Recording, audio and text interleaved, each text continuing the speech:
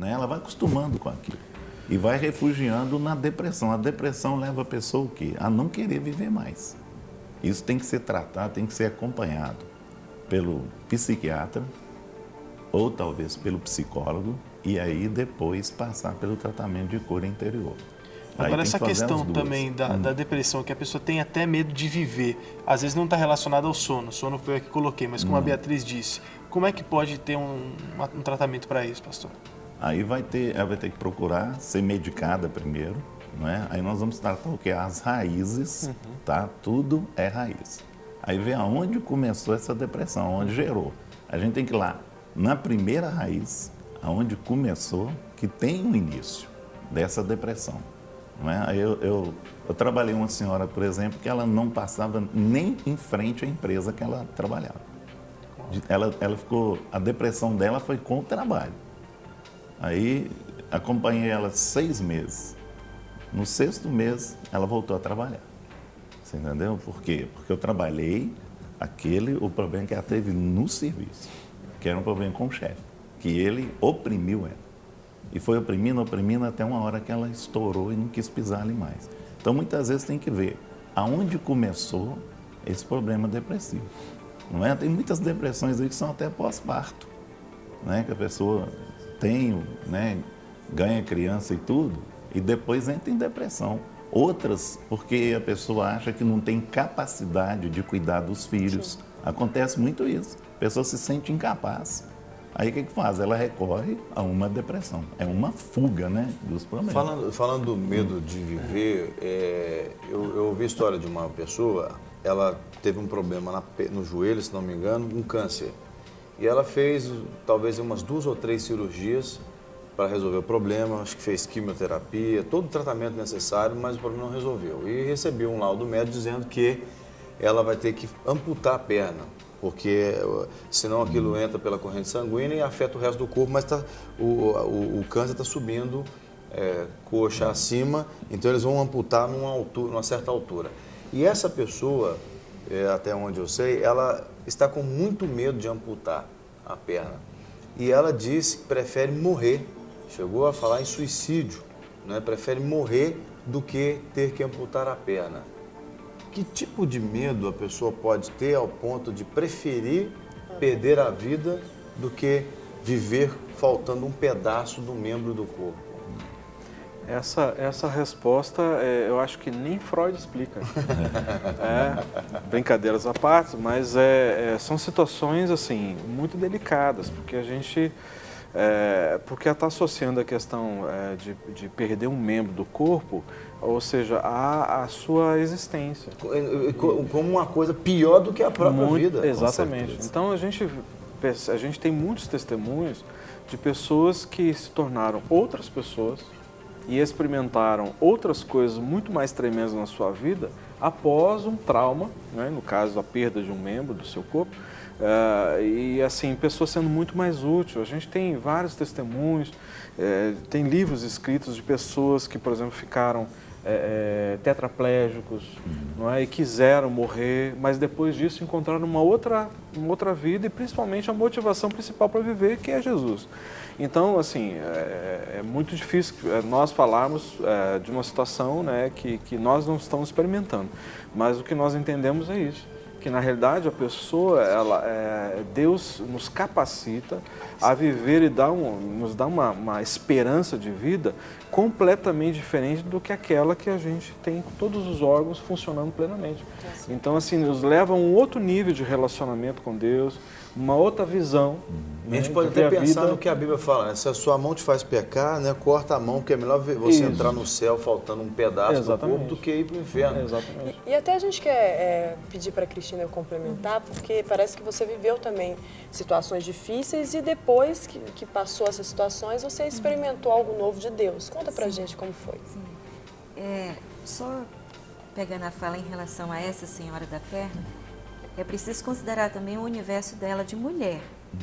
Né? Então tem que ver o universo dela como mulher, com todos os órgãos devidamente perfeitos, tem um peso fundamental Você nela. está falando uma coisa que eu fiquei sabendo que ela citou uma coisa parecida mesmo, que a pessoa é casada e disse, será que o meu marido vai me aceitar faltando uma perna? Tem muito a ver com o que você falou. Muito, e aí você para imaginar o tumulto no interior dela, quando ela estiver, por exemplo, na intimidade dela com o marido.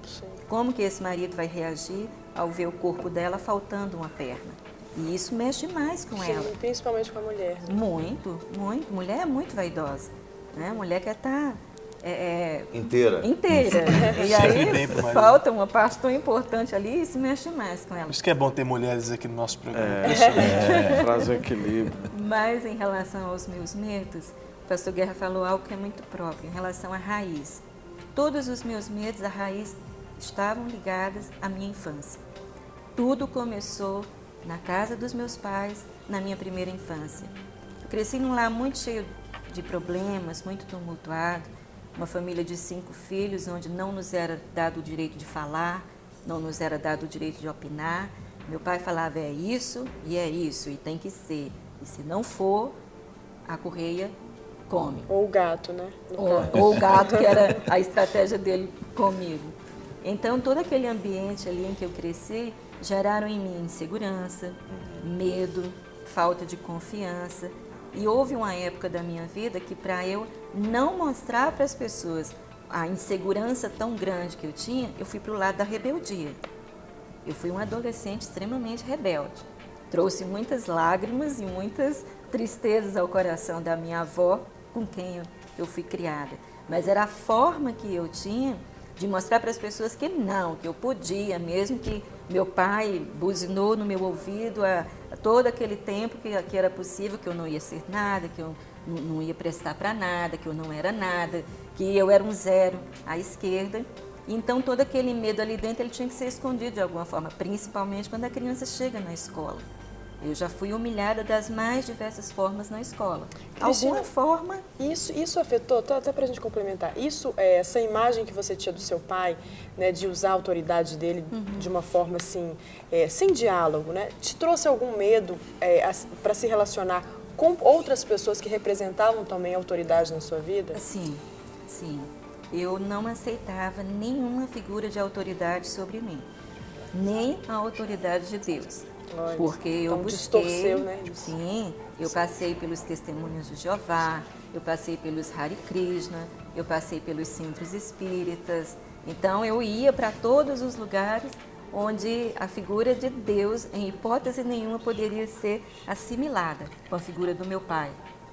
E isso trouxe um dano terrível na minha vida. E eu tenho um prazer muito grande, uma gratidão muito grande ao meu Senhor quando eu conheci o Ministério Clínica da Alma. Porque foi um divisor na minha vida. Que bênção. Todos os traumas, todas as feridas, todas as dores que eu trazia dentro de mim, graças a Deus eu pude ser tratada ali pelo pastor Rogério, pelo pastor Guerra. Eu lembro que uma aula linda, maravilhosa, que me marcou demais quando eu fiz o seminário. Lembra, pastor Guerra, aula sobre perdas? Eu me revoltei, eu não queria entrar na sala de forma nenhuma. O pastor Rogério me pegou e falou, não, vem cá, esse é o momento que o Senhor preparou para você. E ali, graças a Deus, eu pude ser liberta. E o meu relacionamento com o Senhor. E isso, amados, quando eu cheguei na clínica, eu já estava na igreja. É isso que eu ia perguntar. Já era crente, já era casada. Já era casada. Quer dizer, você estava se relacionando com diferentes figuras de autoridade na sua vida, mas sem a devida submissão. Sim. Já estava na igreja, já desenvolvia todo o trabalho que eu desenvolvo na igreja, mas dentro de mim, uma ferida terrível. E quando passei ali pela clínica, eu pude ser verdadeiramente ministrada. Tudo mudou. E pude ser liberta. Benção demais. Graças a Deus. Que testemunho lindo da Cristina. E a gente quer que a Clínica da Alma proporcione, inclusive, isso a você que assiste. A gente tem uma última pergunta, que nosso tempo já está quase que estourado. Vou pedir para vocês responderem bem sucintamente. A Gisele coloca assim, a paz do Senhor, meu nome é Gisele, tenho 28 anos, sou casada há 11 anos. Eu e meu marido sempre quisemos ter filhos. E nessas tentativas tivemos 8 abortos. Fizemos vários exames e tudo está normal com ambos. Eu tenho muito medo de tentar engravidar de novo e perder de novo. Orem por mim. O que dizer, pastor Rogério? Essa parte de aborto nós vamos abordar aqui, porque é um tema assim complexo e tem algumas situações delicadas. Mas nós temos que ver se não existe aí algumas situações de maldição na árvore genealógica da sua vida, da sua família, se existiram outros abortos também, de outros familiares. Porque às vezes os nossos antepassados eles trazem situações não resolvidas e que acaba afetando todos os descendentes por causa disso. Então nós temos que ver se tem alguma situação nisso. Temos que ver também se não tem alguma situação de maldição na vida do seu esposo, não é? Como que era isso, os relacionamentos que ele teve, porque muitas vezes as pessoas, antes de conhecer o Senhor, têm maldições, fazem trabalhos, enfim, tem várias situações. O que você está dizendo, por exemplo, se houve uma sugestão de aborto lá atrás, no bisavô dela, por exemplo, o bisavô ou qualquer familiar sugeriu um aborto, aquilo pode ter sido uma brecha, né, para que até hoje acontecesse esses abortos espontâneos. O que nós temos que entender é que a prática do aborto, no seu caso, ela não é voluntária, ela é involuntária. Mas se na árvore genealógica houveram abortos voluntários, ou seja, ele abre precedente para que muitas outras pessoas sofram desse mal e outras coisas na vida da pessoa comecem a ser abortadas.